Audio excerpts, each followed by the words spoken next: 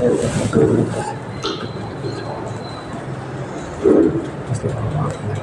ساتھی سنتوں سے فارغ ہو چکے ہیں وہ اپنی سب کو مکمل کریں۔ الحمدللہ نحمده ونستعینه ونستغفره ونؤمن به ونتوکل علیہ ونعوذ باللہ من شرور انفسنا ومن سیئات اعمالنا من يهد الله فلا مضل له ومن يضلله فلا هادي له ونشهد أن لا إله إلا الله وحده لا شريك له ونشهد أن سيدنا ومولانا محمدا عبده ورسوله صلى الله عليه وعلى آله وأصحابه وبارك وسلم تسليما كثيرا كثيرا أما بعد فأعوذ بالله من الشيطان الرجيم بسم الله الرحمن الرحيم قل إن كنتم تحبون الله فاتبعوني يحببكم الله ويغفر لكم ذنوبكم وقال النبي صلى الله عليه وسلم لا يؤمن أحدكم حتى أكون هواه تبعا لما جئت به أو كما قال عليه الصلاة والسلام صدق الله العظيم وصدق رسوله النبي الكريم رب اشرح لي صدري ويسر لي أمري واحلل عقدة من لساني يفقهوا قولي۔ ایک مرتبہ نبی اکرم صلی اللہ علیہ وسلم پر درود شریف پڑھ لیجیے۔ اللهم صل على محمد وعلى آل محمد كما صليت على إبراهيم وعلى آل إبراهيم إنك حميد مجيد۔ اللهم بارك على محمد وعلى آل محمد كما باركت على إبراهيم وعلى آل إبراهيم إنك حميد مجيد۔ محترم بزرگوں اور عزیز دوستوں، اللہ تبارک و تعالیٰ کا احسان، اللہ کا فضل اور اللہ کا کرم ہے کہ اللہ تبارک و تعالیٰ نے ہم تمام کو نماز جمعہ کے لیے اپنے گھر مسجد جلد سے جلد آنے کی توفیق نصیب فرمائی۔ جو باتیں کہی جائے اللہ تعالیٰ ہم تمام کو ہمیشہ موت تک اس پر عمل کرنے کی توفیق نصیب فرمائے اور قیامت کے دن کے لیے ذریعہ نجات اور مغفرت بنائے۔ بزرگوں، دوستوں اور عزیزوں، اللہ تبارک و تعالیٰ نے ہر مسلمان، عاقل، بالغ، مرد اور عورت ہر ایک پر نمازیں فرض کی ہیں۔ کتنے وقتوں کی؟ 5 وقتوں کی نماز الحمدللہ اللہ نے فرض کی ہے، لیکن ہم پڑھتے کتنے ہیں؟ 10، 5۔ سوال، دین کی تھوڑی بہت تو معلومات الحمدللہ ہم تمام کا ہو چکی ہے، کیا نا؟ دعوت و تبلیغ میں آتے جاتے، بیانات سنتے سناتے، پہلے کے مقابلے میں اب معلومات، علم نہیں کہہ سکتے، علم کے لیے مدرسہ جانا پڑے گا، جو نصاب ہے اس نصاب کو پورا کرنا پڑے گا، اس کو کہتے ہیں علم، اس کو کہتے ہیں معلومات، جو ہم لوگوں کو ابھی ہو چکی ہے۔ پہلے کے مقابلے میں اب بہت زیادہ، کیونکہ موبائلوں کا دور شروع ہے، بیٹھے بٹھائے ہمیں جس بات، شریعت بلکہ دین اور دنیا، جس چیز کی بھی معلومات لینا ہو انٹرنیٹ پر سرچ کریں گے تو وہ چیز سامنے کھل کر معلومات ہماری بڑھتی چلی جا رہی ہے۔ لیکن جہاں معلومات کے ساتھ یا علم کے ساتھ عمل کا ہونا ضروری ہے وہ ہم میں نہیں آ۔ کتنی وقتوں کی نماز فرض؟ 5 وقتوں کی نماز فرض۔ جب صحابہ اکرام کے سامنے رسول اللہ صلی اللہ علیہ وسلم نے 5 وقتوں کی نمازوں کا مسئلہ سامنے رکھا، اللہ کا حکم ہے، صحابہ بڑے خوش ہوئے اور کسی صحابی سے کسی بھی وقت کی نماز نہ قضا ہوئی، نہ انہوں نے جان بوجھ کر کبھی لیکن ہمارا مسئلہ یہ ہے کہ ہر چیز کے معلوم ہونے کے بعد ہم چھوڑ دیتے ہیں۔ وہ تو شکریہ حضرت موسیٰ علیہ السلام کا، جب رسول اللہ صلی اللہ علیہ وسلم اللہ کا دیدار، اللہ کی ملاقات کر کے کتنی نمازیں لے آ رہے تھے؟ 50۔ ملاقات 9 مرتبہ ہوئی، 9 مرتبہ اللہ کے پاس گئے، ہر مرتبہ حضرت موسیٰ کی برکت سے 5 نمازیں کم ہوتی چلی، آخر میں بچ گئی 5۔ اس پر بھی حضرت موسیٰ نے فرمایا میری قوم بنی اسرائیل تمہاری امت کے مقابلے میں طاقتور تھی، عمر زیادہ تھی، ہر اعتبار سے قوی تھی، 2 وقتوں کی نماز وہ نہیں پڑھ سکتی، تو آپ کی امت کمزور ہونے کے بعد 5 وقتوں کی کہاں سے پڑھے گی؟ حضور اس بارے میں سوچے، اگر میں اب گیا فرش سے لے کر عرش تک جو مجھے بلایا گیا ہے نماز کا تحفہ دینے کے لیے، ہر مرتبہ کے اصول میں 5 کم ہوتی چلی جا رہی ہیں، اب بھی 5 جانے کا اندیشہ۔ حضور نے فرمایا اپنی امت کو ترغیب دی، جو بندہ 5 وقت نمازوں کا اہتمام کرے گا اس کو اللہ تعالیٰ 50 نمازوں کے برابر ثواب نصیب فرمائے۔ ٹھیک ہے، امت کا ایک بہت بڑا طبقہ نماز کا انکار تو نہیں کر رہا، لیکن نماز جان بوجھ کر ضرور چھوڑ رہا ہے، اور کمال کی بات آگے یہ ہوتی چلی جا رہی ہے، الحمدللہ نماز پڑھنے والے افراد بھی بہت سارے موجود ہیں، لیکن نماز پڑھنے والے افرادوں میں ایک بات کی غلطی کوتاہی یہ بھی چلی آ رہی ہے کہ نماز فرض ہیں اسے پڑھنا ضروری، جو سنت و نوافل ہیں اسے پڑھنا، اور نماز کا مسئلہ چھیڑ رہا ہوں، آتے آتے مجھے نماز کے سنت اور فرائض پر الحمدللہ گفتگو بار ہوتی ہے، لیکن جو سنت و نوافل کا مسئلہ ہے اس کے لیے میں تنبیہ بار رہا ہوں۔ ہماری ذہنیت نماز پڑھنے والوں میں اکثر لوگوں کا طبقہ اور ذہنیت یہ بن چکی ہے، بلکہ جو زمانہ ترقی کر رہا ہے، عوام تو عوام، علماء کی زبانوں سے بھی یہ الفاظ نکل رہے ہیں۔ فرائض تو اللہ نے طے کیے ہیں، صبح میں کتنے رکعت؟ 4۔ فرض کی بات کر، ظہر سنو کو ایک چھوڑا نیند اچانک آتے یہ جمعہ کا مسئلہ ہے، ظہر میں 4 رکعت، عصر میں 4 رکعت، مغرب میں 3 رکعت، عشاء میں 4۔ مغرب میں 3 رکعت، کون بولے ہیں؟ تو معلومات بڑھ رہی ہے، اور جمعہ میں جمعہ کا مسئلہ الگ۔ کیا بول رہا تھا میری بات؟ سنت نماز فرض کا بیچ میں بولتے بولتے اچانک کیا بولا؟ مجھے بھی یاد رکھنے کا کم ہوتی، عمر ہوئی تو عمر کے اعتبار سے، ہاں وہ میں بول رہا تھا، عوام تو عوام، علماء کی زبانوں سے بھی یہ الفاظ نکل رہے ہیں کہ اللہ نے نماز فرض کی ہے اسے پڑھنا ضروری، سنت و نوافل الفاظ میں دہرانا نہیں چاہتا، لیکن نقل کفر نباشت کے تحت کیا پڑھنے کی ضرورت ہے، نکل رہے الفاظ۔ کئی عوام تو عوام، چلو عوام کے اعتبار سے ایک بات سمجھ میں آتی ہے، کم علمی کی وجہ سے، نادانی کی وجہ سے خواص کا کچھ طبقہ اپنی غلطی کو غلطی تسلیم نہ کر، میں پڑھتا نہیں، کون بھی پوچھے تو ٹھیک میری غلطی، ذرا سستی کی وجہ سے میں نہیں پڑھ رہا، میری غلطی یہ ہوگی، نہیں لے جی کیا پڑھنے کی ضرورت ہے، کون کر لگیں؟ حضرت حافظ صاحب، حضرت عالم صاحب، حضرت مفتی صاحب، حضرت قاضی۔ جب ہم ایسا کریں گے تو پھر عوام کا مسئلہ ہے، ذہن کو ادھر ادھر بھٹکاؤ مت، یہ باتیں علماء کے لیے، یہ باتیں خود پہلے میرے لیے، پھر عوام کے لیے، پھر پوری مسجد کے لیے، پھر ہر ایک کے لیے ہے۔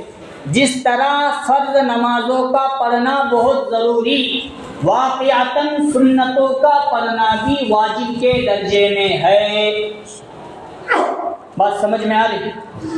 فرض نماز کو پڑھنا ضروری کیونکہ اللہ نے اس کو فرض کیا ہے، لیکن کیا وجہ ہے کہ حضور صلی اللہ علیہ وسلم نے اللہ کے حکم کے بعد اپنا حکم یا اللہ کے حکم کے بعد اپنا طریقہ یا اللہ کے حکم کے بعد اپنی سنت کو ان فرض نمازوں سے آگے اور پیچھے مفضل کیا۔ اس کی کئی وجوہات اس کی کئی وجوہات علماء نے بیان کرتے کرتے حدیث کی تشریح میں یوں بیان فرمایا۔ خود رسول اللہ صلی اللہ علیہ وسلم بیان فرماتے ہیں کل قیامت کے دن اعمال میں سب سے پہلے نماز کا حساب لیا جائے گا، وہ بھی خاص طور پر فرض نمازوں کا حساب لیا جائے گا۔ ان فرائض میں کمی کوتاہی نکلی تو ان نمازوں کا حساب نوافل اور سنتوں سے پورا کیا جائے گا۔ حضور کی ذہنیت کہاں گئی؟ میں تو نماز پورے اخلاص کے ساتھ پڑھ رہا ہوں محمد صلی اللہ علیہ وسلم، میرے پاس سیکھنے والے صحابہ ان کے اندر اتنا اخلاص ہے کہ وہ نماز کے معاملے میں کبھی غلطی کوتاہی نہیں کر سکتے، ان کے نماز کے بارے میں سوال نہیں آئے گا۔ لیکن میرے صحابہ کے بعد وقت ایسا آنے والا، لوگ مسجدوں میں نمازوں کی حالت میں فرائض میں موجود رہیں گے لیکن ان کا ذہن و دماغ یہاں نہیں رہے گا، وہ نمازوں کے بارے میں غلطی کریں گے، سستی کریں گے، کوتاہی کریں گے۔ اگر ان نمازوں سے آگے اور پیچھے میرے طریقے کو اپنائے، اس میرے طریقے کی وجہ سے اللہ ان فرائض کو بھی قبول۔ بات سمجھ میں آ رہی؟ آج ہماری نمازوں کی کیا حالت؟ فرض میں ہمیں ٹھہرے، ہمارے استاد مفتی عادل صاحب دامت برکاتہم ابھی حیات ہیں، وہ فرماتے تھے ایک شعر، کوئی امام مسجد سے جا کے پوچھے نماز کس کو فرض ہے، کوئی امام مسجد سے جا کے پوچھے نماز کس کو، امام صاحب اللہ اکبر کہے تو ہمیں بھی اللہ اکبر کہے تو رضا باندھتے ہیں۔ جب امام صاحب السلام علیکم ورحمۃ اللہ بولتے ہیں تب ہمارا دماغ ہاں نماز مکمل ہوئی، حالانکہ نماز ہونے 10 منٹ ہوا، 10 منٹ انہیں پوری دنیا کا، اپنے گھر کا، اپنی بیوی بچوں کا، اپنی دکان کاروبار کھیتی گنا کٹا چلے کٹا سب کا حساب لگا کر، پہلے بچپنے میں ہم وہ سنتے تھے ایک امام صاحب کا بہت پرانا ہوا وہ یاد بھی ہے لیکن پھر بھی دوہرا دیتا ہوں، ایک امام صاحب سے نماز میں غلطی ہوگی، 3 رکعت 4 رکعت۔ اب کچھ مفتیین کی حالت یہ بن گئی کہ کہتے تھے 3 رکعت، کوئی کہتے تھے 4 رکعت۔ ایک لاسٹ میں ٹھہر کو کر لگا، مجھے اس بات کا یقین ہے کہ آج امام صاحب نے ظہر کی 3 ہی رکعت پڑھی ہے اور میں اس بات کی قسم کھاتا ہوں، یاد ہے کہ گزرے ہو اس سے پوچھا گیا تو اتنے یقین کے ساتھ کیسی بات بول رہے تو انہیں بولے ہر روز 4 دکانوں کا میرا حساب کتاب ہوتا ہے، آج 3 نہیں، ابھی ایک بات کی ہے۔ آج یہ امت کی حالت ہے، فرائض کی حالت ہے، ایسے فرائض کیا اللہ ہمارے قبول فرمائیں گے؟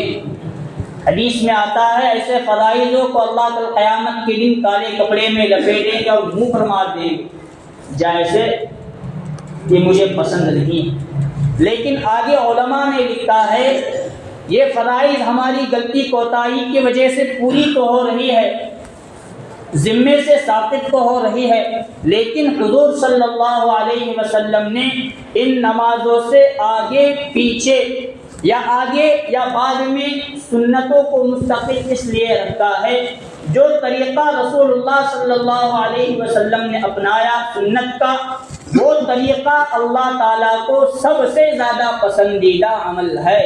جو نبی نے کیا ہم اس کی نقل بھی کریں تو وہ کامیاب ہم ہو جائیں۔ نبی نے جس طرح کا لباس اپنایا اس طرح لباس اگر ہم اپنائیں، گرچہ عمل کے اعتبار سے کوئی نیک عمل میرے پاس موجود نہیں، لیکن کل قیامت کے دن اللہ تبارک و تعالیٰ دیکھیں گے کہ میرا بندہ میرے نبی کے شکل و صورت میں، لباس میں، حلیے میں، چہرے میں، اٹھنے بیٹھنے میں میرے نبی محمد جیسا لگتا ہے، جا میں تجھے معاف کر دوں گا، جا میں تیرا حساب کتاب بخشے جائیں گے کہ نہیں۔ حضرت موسیٰ علیہ السلام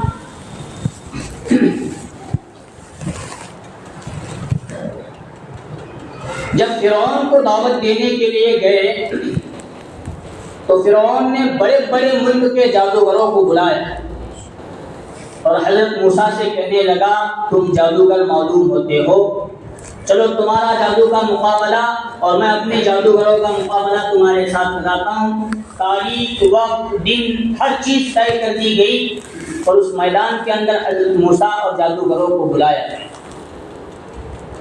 جادوگر آئے, انہوں نے اپنا کرتب دکھانا شروع کیا, فن جادوگری دکھانا شروع کیا. وہ اپنے رسیوں کو ڈالتے تھے, وہ رسی صاف بن کر سامنے آ جاتے. حضرت موسیٰ علیہ السلام کو حکم ہوا, آپ کے ہاتھ میں جو آپ کا عصا ہے اسے ڈالیے.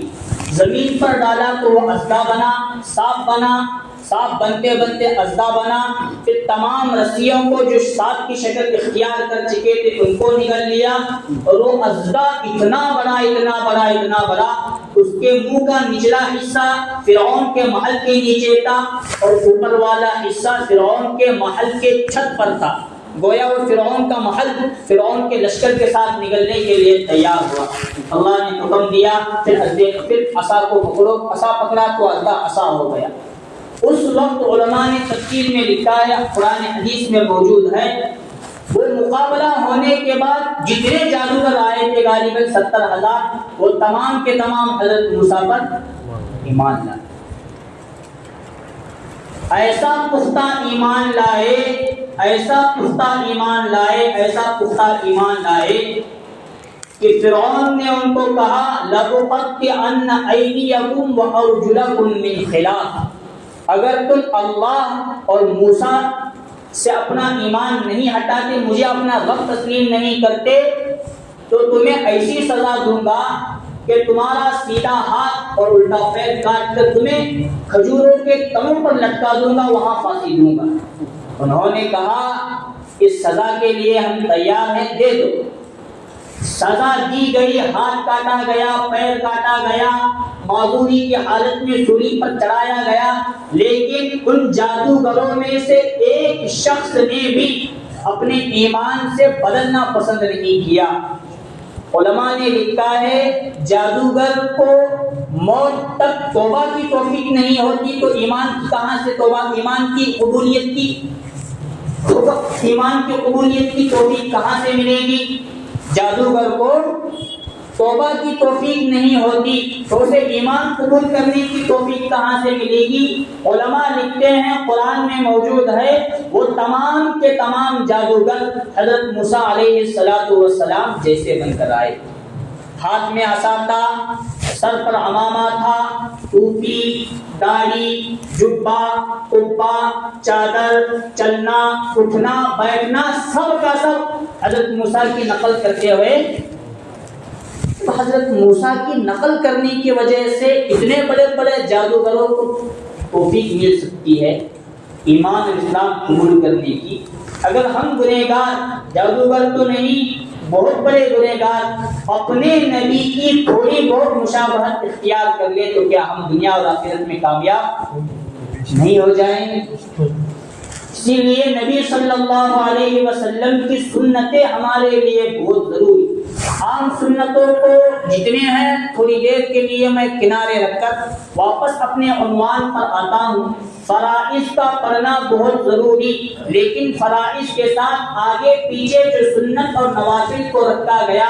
میں نے شروع میں بات کہا عوام تو عوام, خواص کی زبان سے یہ جملہ نکل رہا ہے اور ہماری ذہنیت یہ بن رہی ہے فرض پڑے اللہ کا حکم پورا ہو گیا, سنت اور نوافل ہمیں پڑھنے کی کیا ضرورت. جملہ نکل رہا ہے, یہ نکل عوام تو عوام خواص سے نکل رہا ہے. اس لیے آج یہ گفتگو کرنے کی ضرورت پڑ رہی ہے کہ ہمیں فرائض کے بعد سنت و نوافل پڑھنے کی کیا ضرورت. علماء لکھتے ہیں اس کی وجوہات میں یہ بیان کیا ہے ہماری فرض قبول ہو نہ ہو اس کی گارنٹی نہیں, لیکن آگے اور پیچھے حضور صلی اللہ علیہ وسلم کا عمل ہے, اس عمل کو سنت کو زندہ کریں گے, بیچ کا عمل خود بخود اللہ تبارک و تعالی قبول فرما لیں گے.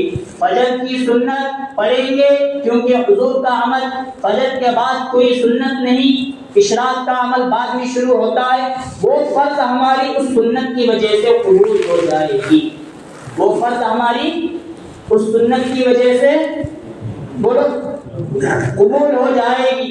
ظہر کی فرض نماز پڑھنے سے پہلے سنت پڑھیں گے, بعد کی سنت پڑھیں گے, فرض ہماری. عصر کی پڑھیں گے, فرض ہماری. مغرب عشاء پڑھیں گے, فرض ہماری. یہ حضور صلی اللہ علیہ وسلم کی سنتوں کی خاصیت ہے۔ علماء نے آگے یہاں تک لکھا ہے اگر ہماری دعائیں قبول نہیں ہوتی تو شروع میں حضور صلی اللہ علیہ وسلم پر درود بھیجو، پھر جو دعا مانگنا ہے مانگو، پھر دعا ختم کرنے سے پہلے درود پڑھو، پھر دعا کا اختتام کر دو۔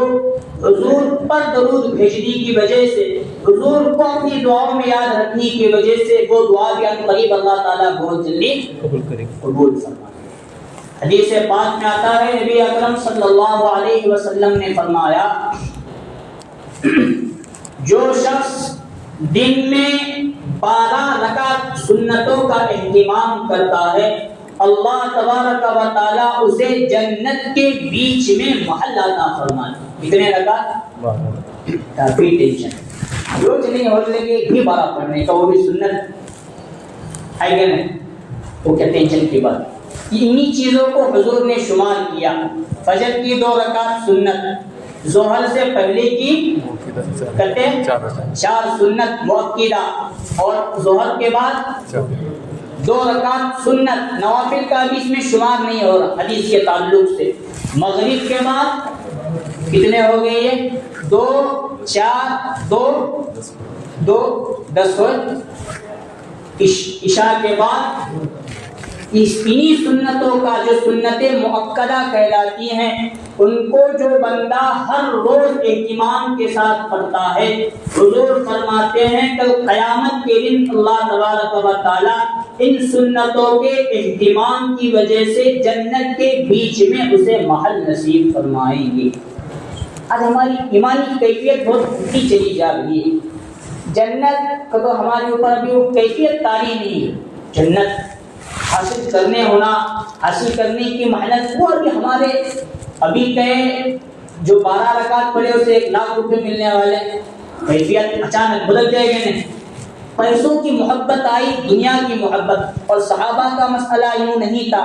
صحابہ کے سامنے جنت کا تذکرہ کیا جائے، جنت میں میں کب جاؤں اور جنت کا دیدار کب کروں۔ جنگ سامنے ہوتی تھی، کفار کا بڑا بڑا لشکر سامنے ہوتا تھا، حضور فرماتے تھے جو اللہ کے راستے میں نکلے اسے جنت ملے گی۔ جورو کرتی ہیں، بیوی رکھتے ہیں، بچے کرتے ہیں، باغات کرتے ہیں، محلات کرتے ہیں، وہ کچھ نہیں دیکھتے تھے، بس ننگی تلوار لے کر گئے اور چلے گئے سیدھا جنگ کے راستے سے جنت۔ ان کے پاس جنت کی اہمیت تھی، جہنم کی ایک اہمیت تھی، ان کے پاس اللہ کو راضی کرنے کا ایک اہمیت تھی، نبی صلی اللہ علیہ وسلم کی سنت اور احادیث کی ایک اہمیت تھی۔ وہ اہمیت، وہ کیفیت، وہ محبت ہمارے دلوں سے ختم ہو گئی، اس لیے جنت کا تذکرہ کرنے کے بعد جنت کو حاصل کرنا، جہنم کا تذکرہ کرنے کے بعد جہنم سے چھٹکارا پانا، یہ ہمارے دل و دماغ میں بات نہیں آتی، کیونکہ ہمارا ایمان اس طرح بننے کے لیے تیار نہیں، اور ہم اپنے ایمان پر محنت کر کو اپنے ایمان کو بنانے کے لیے تیار نہیں۔ ان سنتوں کی بڑی اہمیت ہے۔ حضور فرماتے ہیں کہ اگر میدان جنگ قائم ہو اور گھوڑے تمہیں روند دیتے ہو تب بھی صبح کی سنت کبھی بھی نہ چھوڑنا، یعنی میدان جنگ اور جہاد میں بھی تم موجود ہو اور صبح کی نماز کا وقت آئے، صبح کی اذان ہو جائے، صبح کی سنت کہاں سے ہم یہ کہیں کہ فرض پورا کر دیں گے تو کافی ہو جائے گا، سنت و نوافل کا اہتمام کرنے کی ہمیں ضرورت نہیں۔ آگے ظہر کے بارے میں حضور صلی اللہ علیہ وسلم فرماتے ہیں جو ظہر کی 4 اور 2 سنتوں کا اہتمام کرتا ہے اللہ تبارک و تعالی جہنم کی آگ کو اس پر حرام فرما دیتے ہیں۔ جو مغرب کی بعد کی سنتوں کا اہتمام کرتا ہے اللہ تعالیٰ ان 2 رکعت سنتوں کو اتنا قبول فرماتے ہیں، اتنا قبول فرماتے ہیں، اسے سیدھا اپنے قریب جگہ نصیب فرماتے ہیں اس سنت کو اور سنت کے ادا کرنے پر۔ اور جو عشاء کی نماز ادا کرتا ہے تو اللہ تبارک و تعالیٰ اور زیادہ اسے مقبولیت سے نوازتے ہیں۔ یہ سنتوں کا اہتمام، یہ کب ہمارے دل میں حضور کی محبت آئے گی؟ جب حضور کے بارے میں محبت ہو، تب حضور کی سنت ہمارے دل میں رغبت پیدا کرے گی. جب حضور صلی اللہ علیہ وسلم کے طور و طریقے کو ہم اپنائیں گے, اس کے لیے سب سے پہلے محبت پیدا کرنا بہت ضروری ہے. آج دنیا کی محبت ہے, آج طرح طرح کے لوگوں کی محبت دل میں ہے, نہیں ہے تو نبی صلی اللہ علیہ وسلم محبت ہی کی وجہ سے انسان مرنے مٹنے اور مارنے کے لیے تیار ہوتا ہے. محبت نہیں تو چھوٹا سا عمل بھی کر گزرنے کے لیے تیار نہیں ہوتا. صحابہ تو صحابہ, تمام صحابہ صحابیات میں حضور صلی اللہ علیہ وسلم کی محبت تھی, جس کی وجہ سے ہر صحابی یہ چاہتا تھا کہ اگر ہمیں نبی صلی اللہ علیہ وسلم دن ہو یا رات ہو, کس وقت بھی جو بھی حکم دے اس عمل کو ہم کرنے کے لیے تیار ہیں. حضور نے بڑا بڑا حکم دیا, ان صحابی نے اپنی جان کو ہتھیلی پر رکھ کر وہ کام کر دیا. اس وجہ سے محبت تھی صحابہ میں. اس زمانے میں صحابہ تو صحابہ, صحابیات, کئی جانوروں کے اندر بھی حضور صلی اللہ علیہ وسلم کی محبت تھی. جب مسجد نبوی چھوٹی سی ایک مسجد تھی, ابھی ممبر و محراب بھی نہیں بنا تھا, اور اس بارے میں ممبر و محراب بنانے کی ضرورت بھی نہیں, اتنا پیسہ بھی نہیں تھا, تو حضور صلی اللہ علیہ وسلم ایک کھجور کا تنا, ایک کھجور کا درخت سامنے تھا, اس کو پکڑتے تھے, اس پر ہاتھ رکھ کر, گویا وہ کھجور کا تنا, کھجور کا درخت ہی ممبر تھا, اس پر ہاتھ رکھ کر حضور صلی اللہ علیہ وسلم جمعہ کا خطبہ دیا کرتے تھے. جب ممبر بنا تو حضور صلی اللہ علیہ وسلم نے اس تنے پر ہاتھ رکھنا چھوڑ دیا اور ممبر پر کھڑے رہ کر خطبہ دینے لگے. صحابہ بیان فرماتے ہیں, ہم جمعہ کی نماز میں تھے, ہماری مسجد سے رونے کی اور رونے کی ایک کیفیت والی آواز حضور بھی سن رہے تھے اور ہم تمام صحابہ پوری مسجد سن رہے تھے. حضور صلی اللہ علیہ وسلم نے اپنا خطبہ روکا, جا کر جو چند فاصلوں پر, چند قدم پر کھجور کا دنا درخت تھا, اس کو اپنے سینے سے لگایا, تو اس کو حضور صلی اللہ علیہ وسلم نے تسلی دی, تو کھجور کا تنا رونا بند کیا, اور آ کر حضور صلی اللہ علیہ وسلم واپس خطبہ دینے. اس کھجور کے تنے اور درخت کے اندر حضور کی محبت کی. اے حضور, اے اللہ کے نبی, ہر روز مجھ پر ہاتھ رکھ کر مجھے پکڑ کر آپ خطبہ دیتے ہیں, آج جمعہ کے دن آپ کا ہاتھ میرے جسم پر نہیں لگا, آپ سے محبت دور ہو گئی ہے, آپ سے قربت دور ہو گئی, اس لیے وہ کھجور کا تنا اور درخت بھی رونے لگا. اس کے بعد جمعہ کے بعد حضور نے ارشاد فرمایا, اس درخت کو کاٹو اور اسی ممبر پر اس کو اس میں لگا دو. یہ ایک درخت جو بے زبان چیز ہے, اس کو بھی حضور صلی اللہ علیہ وسلم سے محبت. اور کمال کی بات, تاریخ کی کتابوں میں ایک واقعہ لکھا ہے. ملک شام کے آج حالات آپ کو معلوم ہوں گے, کیا سے کیا چیز ہیں. ملک شام میں حضور صلی اللہ علیہ وسلم اپنے بچپنے میں, کب ابھی نبوت نہیں ملی تھی اور نبوت کے انوار اور برکات ابھی ظاہر ہونا بھی نہیں شروع ہوئے تھے, بچپن کی حالت میں اپنے چچا ابو طالب کے ساتھ تجارت کی غرض سے ملک شام گئے. ملک شام جب گئے تھے تو تمام لوگوں نے, قافلے والوں نے چھت دیکھ کر, سایہ دیکھ کر اپنے اپنی جگہ لے لیا, اور حضور صلی اللہ علیہ وسلم کو کسی نے اپنے ساتھ بٹانا گوارا نہیں. حضور ایک چٹیل میدان تھا, اس میدان میں جا کر حضور صلی اللہ علیہ وسلم کو ایک درخت نظر آیا, اس درخت کے سائے میں وہ بیٹھ گئے. اس درخت کو حضور سے آج تک اتنی محبت ہے, پورا کا پورا ریگستان, پانی کا ایک قطرہ نام کی کوئی چیز نہیں, لیکن وہ درخت حضور کی محبت میں آج بھی ایسے تناور درخت بن کے کھڑا ہے, آپ دیکھیں گے تو رشک کریں گے. پانی نہیں ابھی بھی, لیکن اس کا سایہ اور اتنے درخت اتنا بڑا پھیلا ہے کہ حضور صلی اللہ علیہ وسلم سے محبت کے انوار اور برکات. اگر ہم حضور کی محبت کو اپنی محبت بنا لیں تو ہم دنیا میں بھی اتنے کامیاب ہو جائیں. اس لیے جو ہم سمجھتے ہیں فرائض کے بعد سنتوں کا اہتمام کرنا کیا ضروری, یہ غلط چیز ہے. سنتوں کا اہتمام کرنا ہمارے لیے بہت ضروری ہے. سب ساتھی کریں گے انشاءاللہ تعالی۔ جمعہ کی کتنی رکعت ہیں؟ یہ سوال بھی ہوتا ہے، کئی لوگوں کو معلوم نہیں جمعہ کی کتنی رکعت کہتے ہیں 17 2 رکعت